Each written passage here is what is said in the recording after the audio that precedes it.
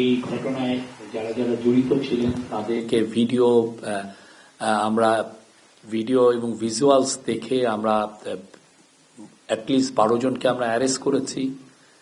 আমরা এই বিষয়ে এবং আজকে ল মিনিস্টার জানিয়েছেন এই কেসটাও ট্রায়ালটা হবে খুব দ্রুত বিচার আইনে। আমরা আমাদের মাইনরিটিদের সুরক্ষার জন্য আমরা সর্বোচ্চ এফার্ট দিচ্ছি।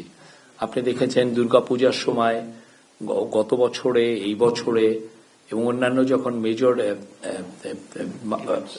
রিলিজিয়াস ফেস্টিভ্যাল হয় প্রত্যেকটা সময়ই আমাদের যথেষ্ট সিকিউরিটি ছিল এবং আমরা ইনশিওর করার চেষ্টা করেছি যাতে এই রিলিজিয়াস ফেস্টিভ্যালগুলো খুব যথেষ্ট আনন্দের সাথে হয়, ফেস্টিভ মোডে, এবং সব ধরনের সিকিউরিটি যাতে থাকে।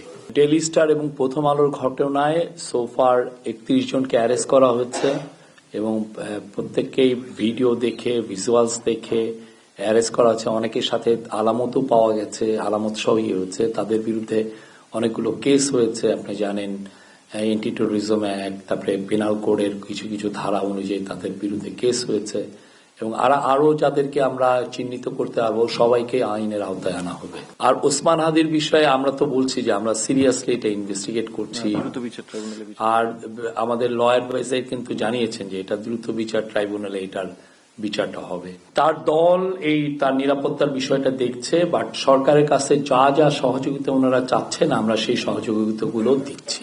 আমরা এই চিঠিটা আমি অন্তত দেখি নেই, আমি এই বিষয়ে জানি না, অ্যাওয়ার না, বাট আওয়ামী লীগের বিষয়ে আমাদের সরকারের অবস্থান স্পষ্ট যে আওয়ামী লীগের যেহেতু আওয়ামী লীগের অ্যাক্টিভিটিস ব্যান্ড আছে এবং আওয়ামী লীগের ইলেকশন কমিশন আওয়ামী লীগের পার্টি হিসেবে রেজিস্ট্রেশন স্ক্র্যাপ করেছে, বাদ দিয়েছে, তো সেই জন্য আওয়ামী লীগ এই ইলেকশনে পার্টিসিপেট করতে পারবে না।